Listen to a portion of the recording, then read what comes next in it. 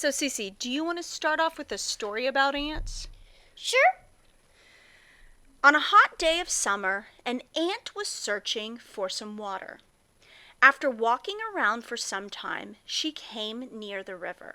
To drink the water, she climbed up on a small rock.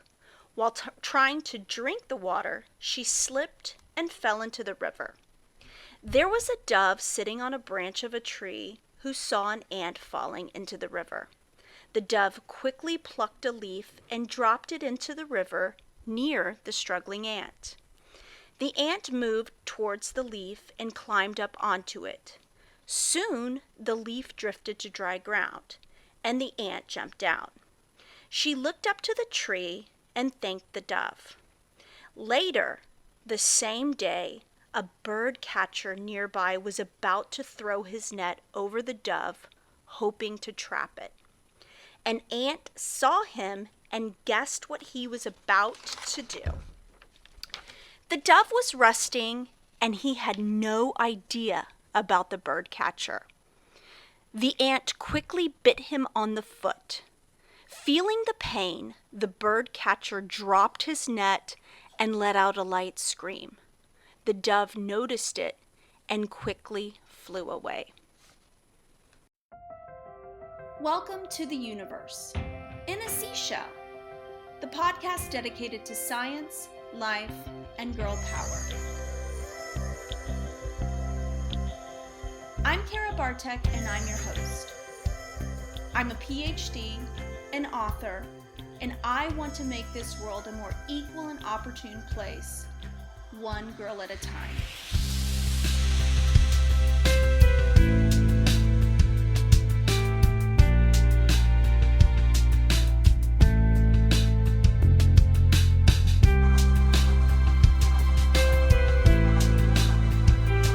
So what do you think about that story, Cece? That was a really good story. Okay, so this is a story that's adapted from one of Aesop's fables. It's a pretty classic one, but the version that I found was on a website called moralstories.org. And so I thought it was pretty interesting because it's all about a very, very small ant. And again, ants seem pretty small and pretty insignificant, but their impact can be great, don't you think? It really can. Especially in this story, I think the moral of this is that, an ant, even though it's very small, it needed just a very simple, very small act of kindness. And because of that, the dove was repaid with that biting on that bird catcher's foot. That ant saw that bird catcher and said, But anyway, so guess what, guys? That's what the moral of this podcast is going to be about. So we're going to be talking about ants, which, you know what? They're one of the smallest insects out there. But throughout all of my research and everything that I've learned, ants are actually pretty mighty in a lot of ways. And I think you're going to be astounded by how great, how big, how far-reaching an ant's impact actually is. So, are you ready for all this ant jazz, Cece? I am, and my friend Reese, she's pretty small. She says, small but mighty. Thank you. And I think, you know what, we can apply that from Miss Reeser Piecers to ants themselves. Small but mighty. That's going to be the theme of this podcast. Small but mighty. Okay, so guys, if you're out there listening and you're digging this podcast, you like what we're doing, please make sure that you subscribe or hit that notification button. And if you're feeling really generous, rate us and review us, because that helps us in the charts. That helps raise our visibility, because the universe in a seashell is all about making this world a more equal and opportune place, one girl at a time. And we can't do that ourselves, right? No. But we are small, but mighty, just like the ant. All right, you ready? Girl power? Girl power, girl power. Okay, so ants are related to wasps and bees. Okay? And they evolved from their ancestors, which kind of look like wasps, during the Cretaceous period about 140 million years ago. Could they fly? Their ancestors? Yes. Okay. And so, and even today, there are some ants that can fly. Now, here's what really made ants come into prominence. It's because about this same time, flowering plants were also evolving. So this really helped their kind, their species, be successful. And that's why we have millions and billions and trillions of ants nowadays, right? Like it's pretty hard to walk across the yard barefoot and not get a couple of ant bites, right? When we had this one giant one, me and Penny used to accidentally step in it, and we used to get covered in ants. And it's the worst, isn't it? I don't like ant bites. Okay, so, and that's, again, teeny tiny ant, big hurt, right? Oh, yeah. Especially if it's a fire ant. Now, so of the estimated 22,000 species of ants that exist, only about 12,000 have actually been classified. So that means there are 22,000 total species out there, and only about half have actually been identified, named, and we know exactly what's going on with them. So that's huge, right? So basically the ant kingdom is really unknown. That's kind of crazy, right? Yes. I'm tired for some reason. I've been tired all day. It's school. I get it. I understand. But you know what? Small but mighty. We'll power through this podcast. I'm small and school might be big, but I'm mighty. Okay, so ants actually lived alongside the dinosaurs. Now, we talked about that they evolved during the Cretaceous period about 140 million years ago. Well, we've got evidence that they were existing back then. And you know how we find those little creatures? No? In amber. So you know amber, right? It's kind of that... Amber's like that clear yellowish stuffy? Yeah, and so it's the sap from trees. And this was what's great about amber is so, you know, the sap from trees kind of oozes and goozes out. And you know what it ends up doing? Drying out? Well, no, it coats the insects and it basically freezes them in time.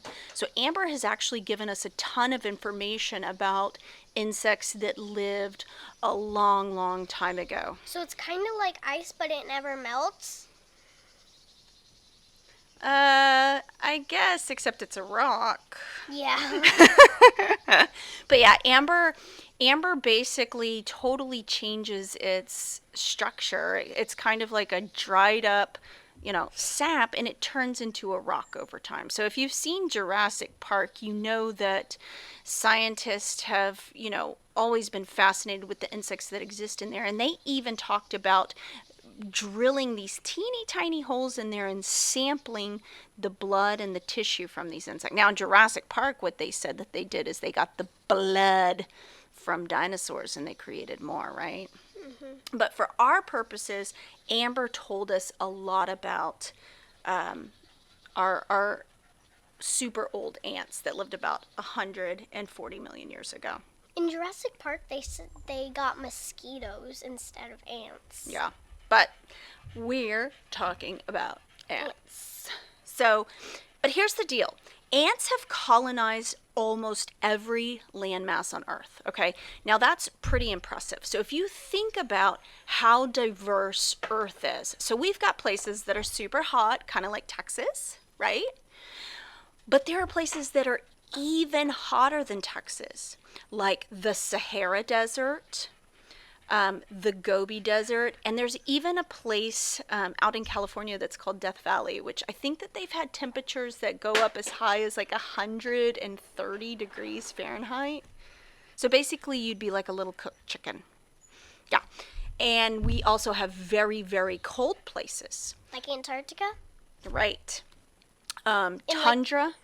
Like the North Pole and the South Pole? North Pole to South Pole. There's a place in Russia that's called Siberia that the ground absolutely 100% never unfreezes. It's called the permafrost. Do the Siberian tigers live there? Yeah. In some What? places. Look how smart you are. So, anyway, this shows again how mighty ants are. They have had the ability to colonize almost every landmass on Earth. Now, there are only a few places that ants don't exist, and one of them is Antarctica, because again, So cold. it's pretty darn cold, okay? And then a few remote and inhospitable islands. And I guess it's because ants really aren't that great swimmers, maybe? What do you think? I've never seen an ant in a bikini, but, it could happen. Mm. Or it could just swim with its leggings, not have a bikini on. Swim with its legs and not have a bikini on? Yeah. Okay.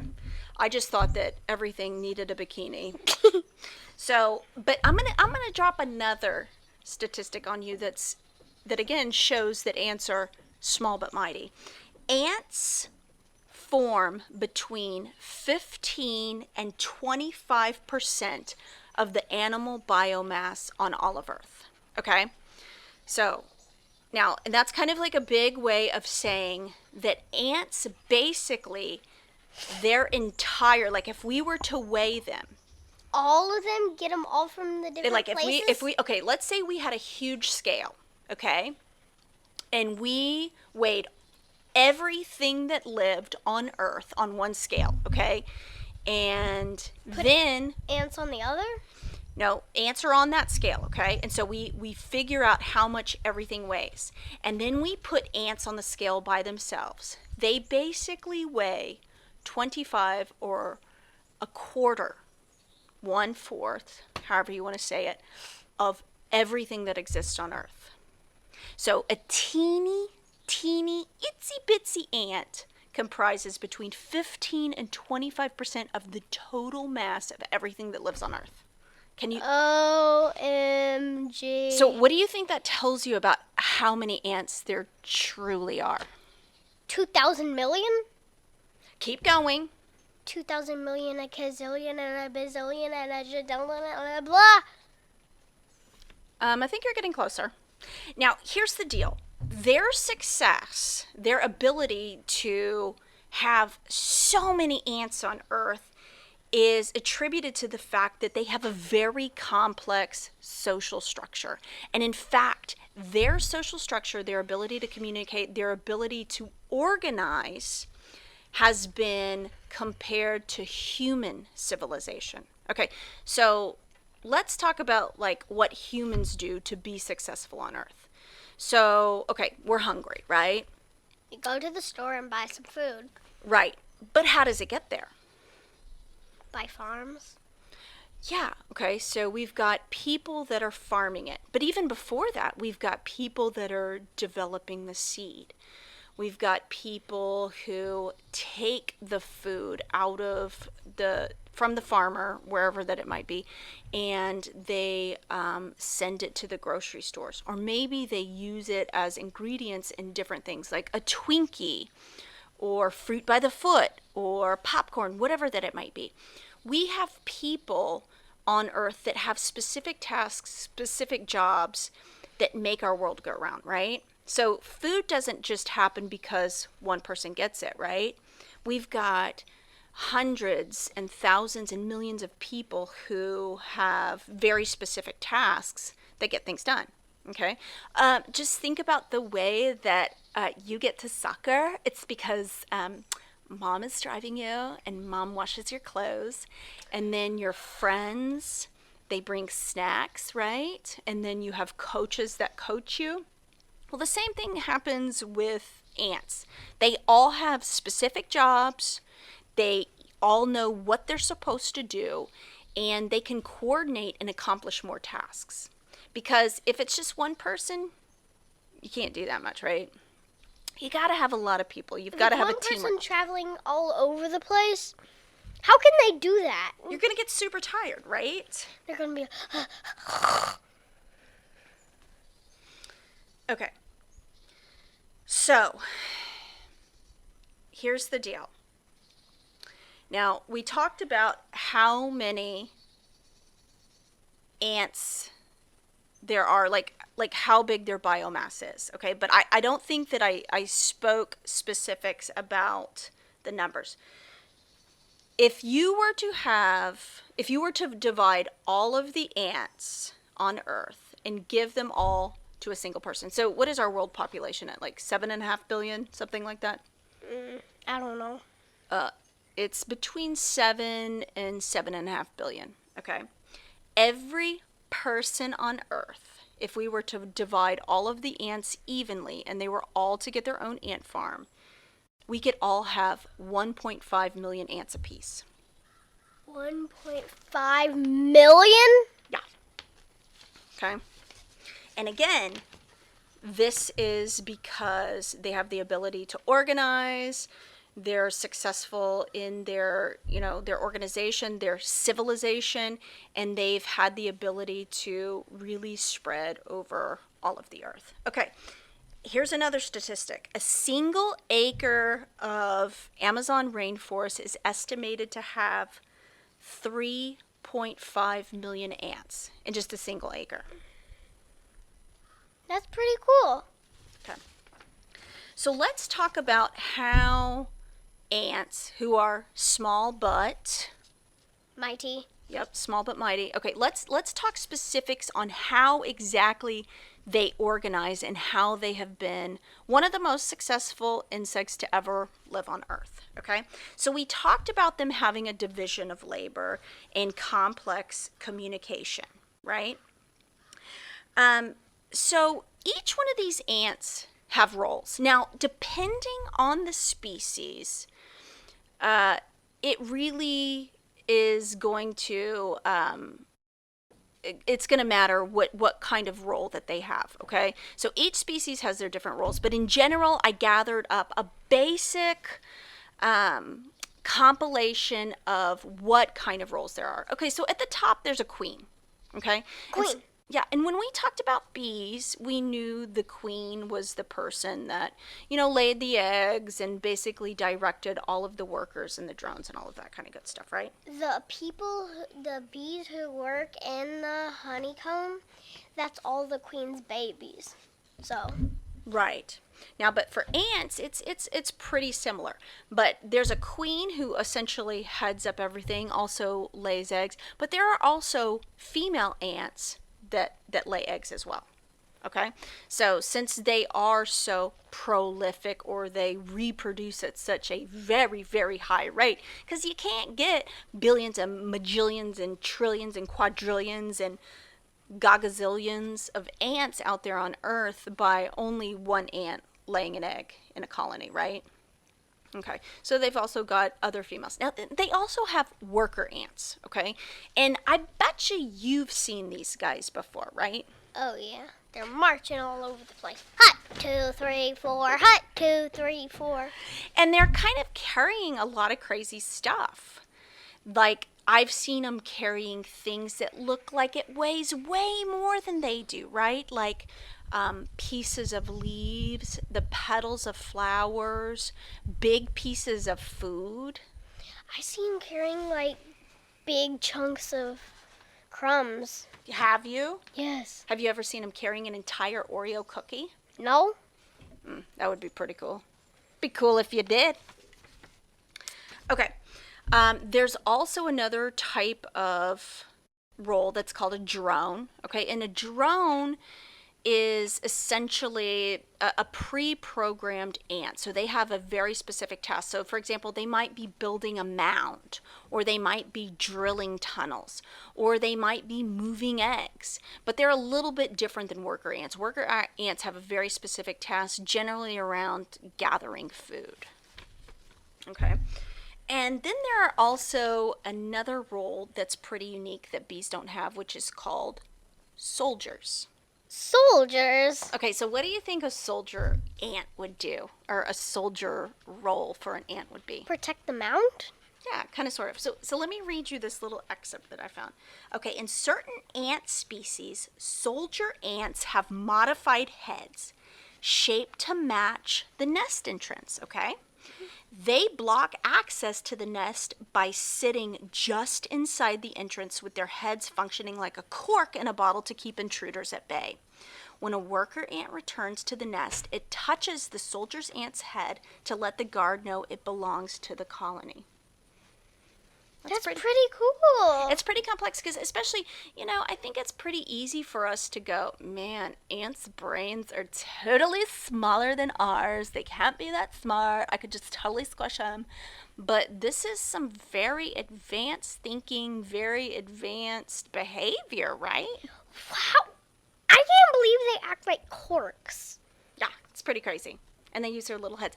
The craziest thing to me is that they can tell when somebody from their own mound is basically knocking on the door. I went in. Ow. Cece's knocking on my head.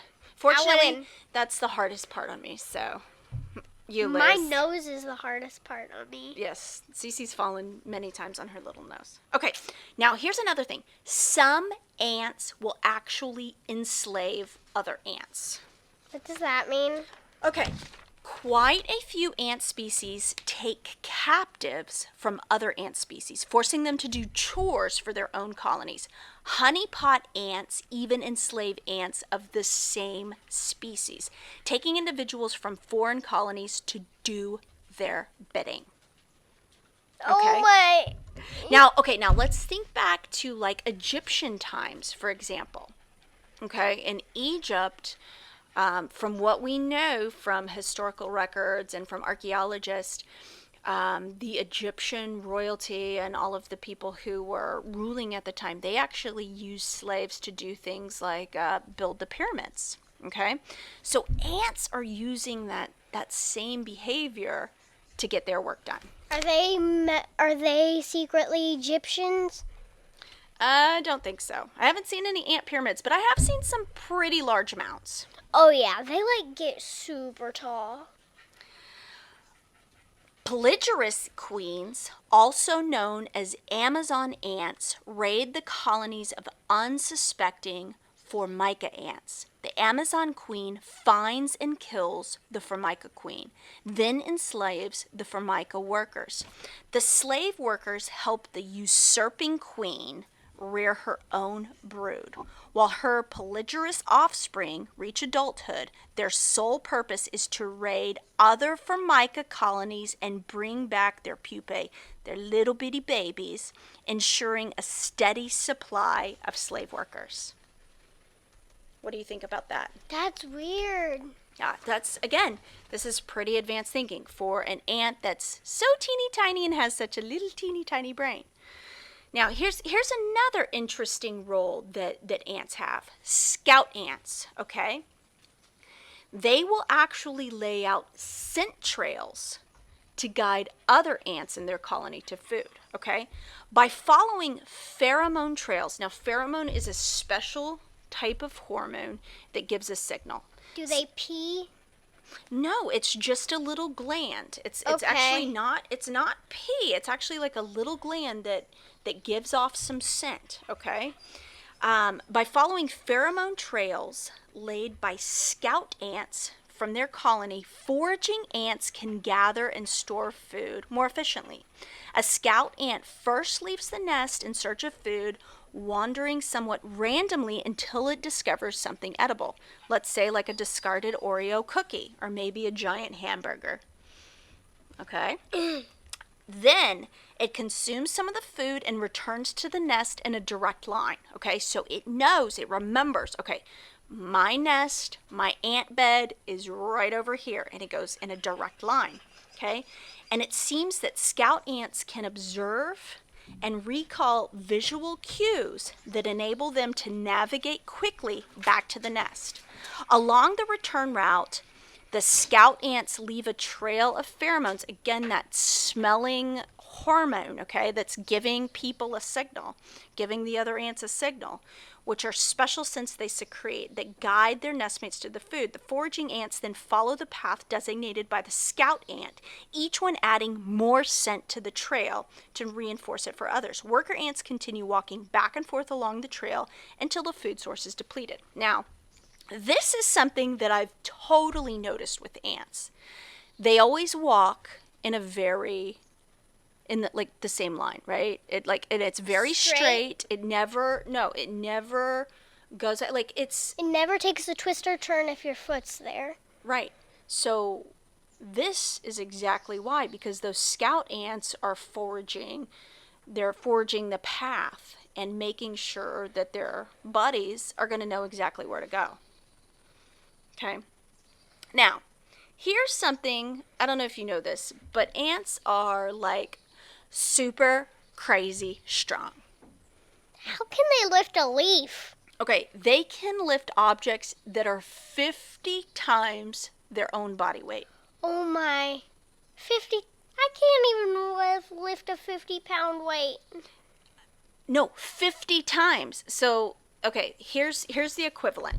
Okay, an ant with his little mouth could lift, like if it was you, imagine you lifting 50 other Carolines all at the same time.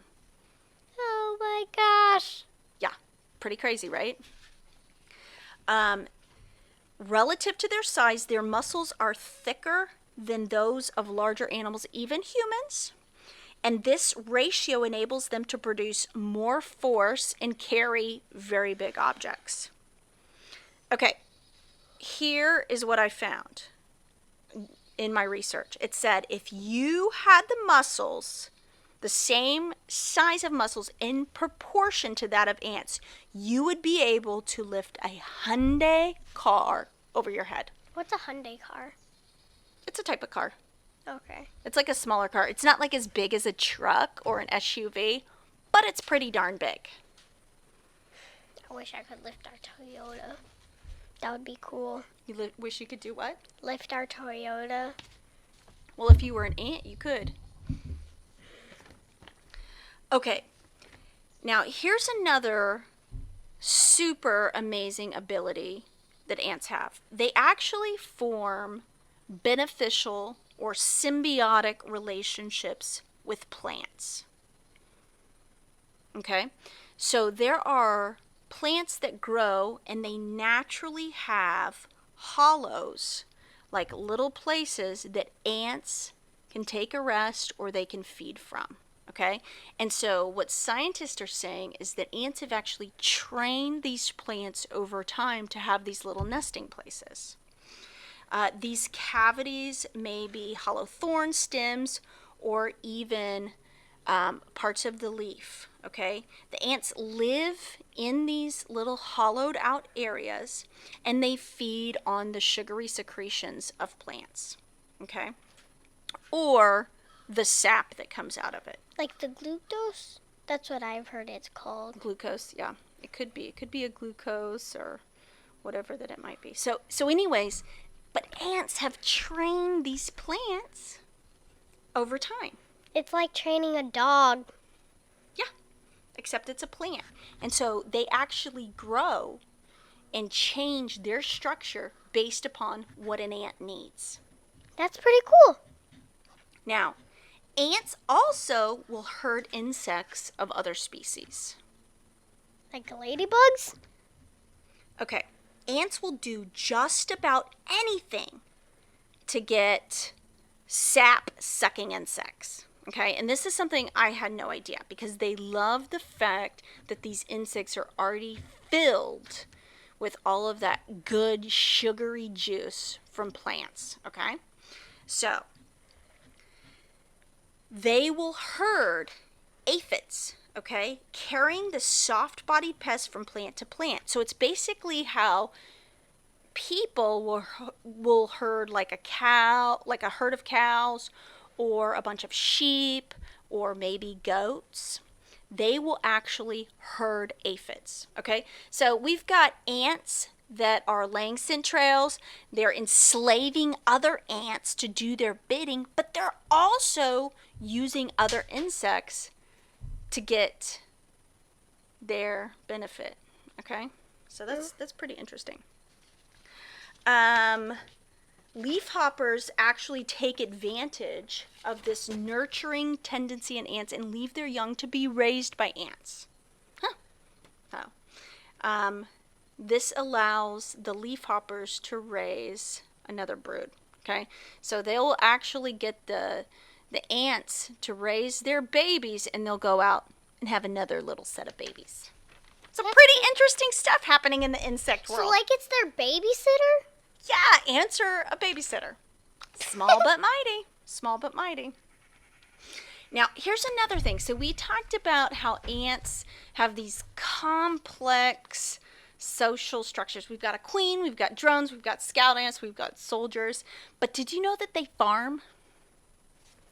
How do ants farm? Okay, listen to this. Fungus farming ants began their agricultural ventures about 50 million years before humans even thought to grow their own crops, okay? The earliest evidence suggests that ants began farming about 70 million years ago in the early tertiary period, okay? Even more amazing, these ants use sophisticated horticulture techniques to enhance their crop yields, including secreting chemicals with antibiotic properties to inhibit mold growth and devising fertilizer protocols using manure. So just like a farmer has to go out there and treat his crops to make sure that diseases and pests don't kill it, and also, you got to fertilize, right? You got to make sure that the soil's really good. Ants were doing that. That's cool. It's like a mini version of Dad. Yeah, totally. Small but mighty. Mm-hmm. Now, here's something that's really wild that I want to kind of close it off with. There's this phenomena that occurs in ants that's called a super colony. Okay? And they can actually stretch thousands and thousands of miles. Okay. Argentine ants, which they live in South America, they're native to South America, but they actually are on every continent because of, shipping stuff. We'll ship fruit from South America and some ants accidentally get in.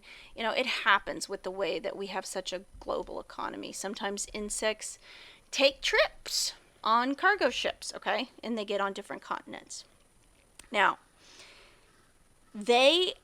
because they are this specific breed, okay, their colony can stretch thousands and thousands of miles, even though it's the same colony. Okay, each ant colony actually has this distinctive chemical profile that enables members of the group to recognize one another and alert the colony to the presence of strangers. Scientists recently discovered that massive super colonies exist in Europe, North America, and Japan, and they all have the very same chemical profile. So what I'm trying to say here is that scientists basically know this particular chemical and a way to identify how ants are coming from the same colony. And what they're saying is that a colony is not just as big as an ant bed. It can actually be as sophisticated as beds that exist miles and miles and hundreds and thousands of miles across continents. So you could have cousin Freddie that's living in Texas, stretching all the way up to Ohio. Hi, Cousin Freddie. Okay, he's got maybe an aunt and uncle that live up in Ohio, just the same way that we have cousins that live in Ohio, right? Okay, so cousin Freddie lives down here in Texas, but he still has family that live way up there. These colonies are all related. Okay, and I don't even think that we've begun to crack the code on how sophisticated or how complex these colonies can actually be. They might be enslaving us at this moment. I don't even know. They're making us do their bidding. They want to listen to this podcast on ants. How do we know that they're not just pulling the strings and making us record this podcast? It could be, right? So again, to sum it up, ants are small but mighty. Okay? So they're they comprise almost a quarter of the total biomass that exists on Earth. So if we were to split up all ants, we could each individually have 1.5 million ants apiece. 1.5 million. That's crazy, right? That's pretty crazy. Ants have their own roles, and this is what has allowed them to be successful and basically be on every square inch of the Earth. Except Antarctica. Except Antarctica, okay? And they also don't wear bikinis, right? No bikinis? No. No bikinis. No bikinis. Yeah, they're pretty interesting. What was surprising to you? I can't believe they enslave other ants. I know, that's crazy to me. How can they enslave other ants? Clearly, they are very lackadaisical when it comes to ant rights. We're gonna need to talk to their UN, okay? We're gonna need to make them our president. Yeah. We're gonna need to talk to their president about the laws. So I definitely am going to look at ants with a new appreciation and also maybe a little bit of fear. Because they could take over the world very easily. I'm just saying. Yeah, they're so big. Saying. But anyway, so Cece, I appreciate you being on the podcast. And I kept pushing her towards the mic, which I know she doesn't like. She wants to swing me around by my ponytail. That's what I always tell her when she's irritating me, that I'm going to swing her around by her ponytail. But today, I think she wants to swing me around by my ponytail because I kept shoving her up to the mic. Cece, talk into the microphone. Talk into the microphone. Okay. All right, guys, thank you for listening to the podcast. I hope that you have a great week. Remember, shoot me your show ideas, drop me a line, send me your bug pictures. universeinaseashell@gmail.com. Again, that address is universeinaseashell@gmail.com. Take care. Small but mighty.